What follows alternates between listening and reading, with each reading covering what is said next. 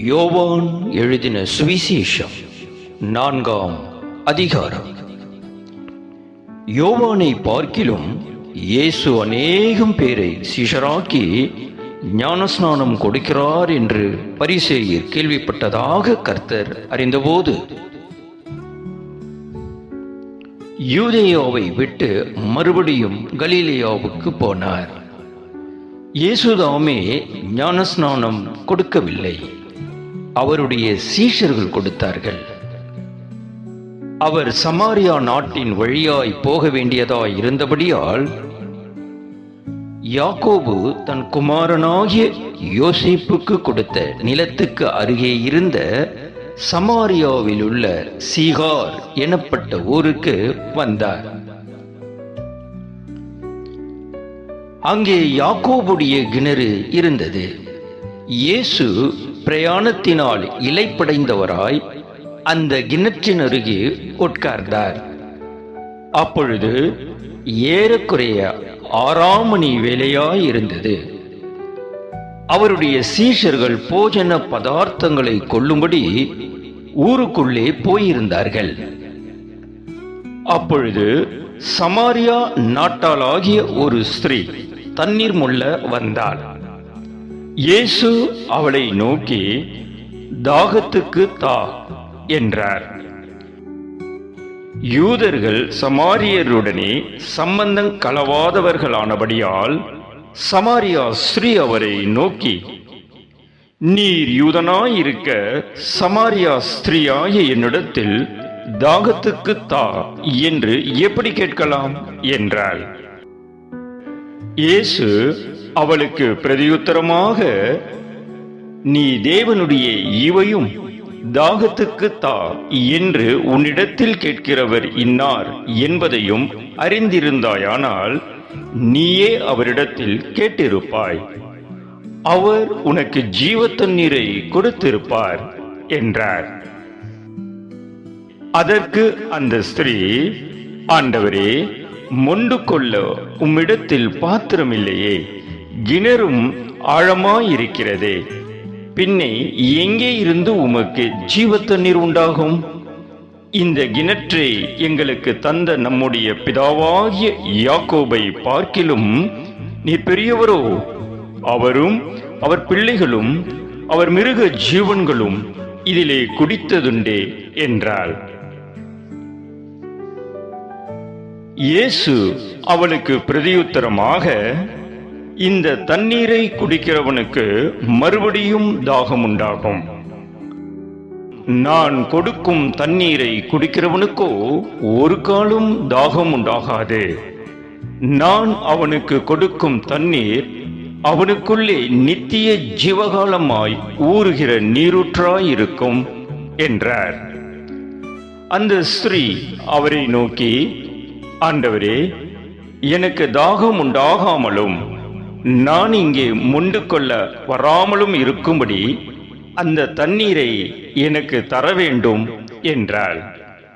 இயேசு அவளை நோக்கி, நீ போய் உன் புருஷனை இங்கே அழைத்து கொண்டு வா என்றார். அதற்கு அந்த ஸ்திரீ, எனக்கு புருஷன் இல்லை என்றாள். இயேசு அவளை நோக்கி, எனக்கு புருஷன் இல்லை என்று நீ சொன்னது சரிதான். எப்படியெனில் 5 புருஷர் உனக்கு இருந்தார்கள், இப்பொழுது உனக்கு இருக்கிறவன் உனக்கு புருஷன் அல்ல, இதை உள்ளபடி சொன்னாய் என்றார். அப்பொழுது அந்த ஸ்திரீ அவரை நோக்கி, ஆண்டவரே, நீர் தீர்க்கதரிசி என்று காண்கிறேன். எங்கள் பிதாக்கள் இந்த மலையிலே தொழுது கொண்டு வந்தார்கள், நீங்கள் எருசலேமில் இருக்கிற ஸ்தலத்திலே தொழுது கொள்ள வேண்டும் என்கிறீர்களே என்றாள். அதற்கு இயேசு, ஸ்திரீயே, நான் சொல்லுகிறதை நம்பு. நீங்கள் இந்த மலையிலும் எருசலேமிலும் மாத்திரமல்ல, எங்கும் பிதாவை தொழுது கொள்ளும் காலம் வருகிறது. நீங்கள் அறியாததை தொழுது கொள்ளுகிறீர்கள், நாங்கள் அறிந்திருக்கிறதை தொழுது கொள்ளுகிறோம். ஏனென்றால் ரட்சிப்பு யூதர்கள் வழியாய் வருகிறது. உண்மையாய் தொழுது கொள்ளுகிறவர்கள் பிதாவை ஆவியோடும் உண்மையோடும் தொழுது கொள்ளும் காலம் வரும், அது இப்பொழுதே வந்திருக்கிறது.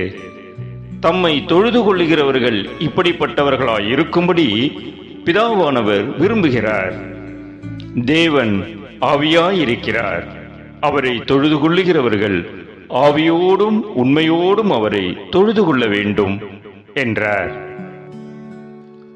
அந்த ஸ்திரீ அவரை நோக்கி, கிறிஸ்து என்னப்படுகிற மேசியா வருகிறார் என்று அறிவேன். அவர் வரும்போது எல்லாவற்றையும் நமக்கு அறிவிப்பார் என்றாள். அதற்கு இயேசு, உன்னுடனே பேசுகிற நானே அவர் என்றார். அத்தருணத்தில் அவருடைய சீஷர்கள் வந்து அவர் ஸ்திரீயுடனே பேசுகிறதை பற்றி ஆச்சரியப்பட்டார்கள். ஆகிலும் என்ன தேடுகிறீர் என்றாவது, ஏன் அவளுடனே பேசுகிறீர் என்றாவது ஒருவனும் கேட்கவில்லை.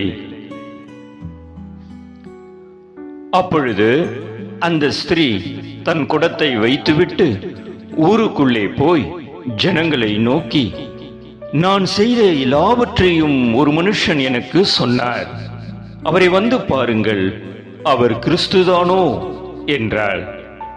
அப்பொழுது அவர்கள் ஊரிலிருந்து புறப்பட்டு அவரிடத்தில் வந்தார்கள். இப்படி நடக்கையில் சீஷர்கள் அவரை நோக்கி, ரபி, போஜனம் பண்ணும் என்று வேண்டிக் கொண்டார்கள். அதற்கு அவர், நான் புசிப்பதற்கு நீங்கள் அறியாத ஒரு போஜனம் எனக்கு உண்டு என்றார். அப்பொழுது சீஷர்கள் ஒருவரை ஒருவர் பார்த்து, யாராவது அவருக்கு போஜனம் கொண்டு வந்திருப்பானோ என்றார்கள். இயேசு அவர்களை நோக்கி, நான் என்னை அனுப்பினவருடைய சித்தத்தின்படி செய்து அவருடைய கிரியையை முடிப்பதே என்னுடைய போஜனமாயிருக்கிறது. அறுப்பு காலம் வருகிறதற்கு இன்னும் 4 மாதம் செல்லும் என்று நீங்கள் சொல்லுகிறதில்லையா? இதோ வயல் நிலங்கள் இப்பொழுதே அறுப்புக்கு விளைந்திருக்கிறது என்று உங்கள் கண்களை ஏறெடுத்து பாருங்கள் என்று நான் உங்களுக்கு சொல்லுகிறேன். விதைக்கிறவனும் அறுக்கிறவனும் ஆகிய இருவரும் ஒருமித்து சந்தோஷப்படத்தக்கதாக அறுக்கிறவன் கூலியை வாங்கி நித்திய ஜீவனுக்காக பலனை சேர்த்துக் கொள்கிறான். விதைக்கிறவன் ஒருவன், அறுக்கிறவன் ஒருவன் என்கிற மெய்யான வழக்கச் சொல் இதனாலே விளங்குகிறது. நீங்கள் பிரயாசப்பட்டு பயிரிடாததை அறுக்க நான் உங்களை அனுப்பினேன். மற்றவர்கள் பிரயாசப்பட்டார்கள், அவர்களுடைய பிரயாசத்தின் பலனை நீங்கள் பெற்றீர்கள் என்றார். நான் செய்த எல்லாவற்றையும் எனக்கு சொன்னார் என்று சாட்சி சொன்ன அந்த ஸ்திரீயினுடைய வார்த்தையின் நிமித்தம் அந்த ஊரில் உள்ள சமாரியரில் அநேகர் அவர் மேல் விசுவாசம் உள்ளவர்கள் ஆனார்கள். சமாரியர் அவரிடத்தில் வந்து தங்களிடத்தில் தங்க வேண்டும் என்று அவரை வேண்டிக் கொண்டார்கள். அவர் 2 நாள் அங்கே தங்கினார்.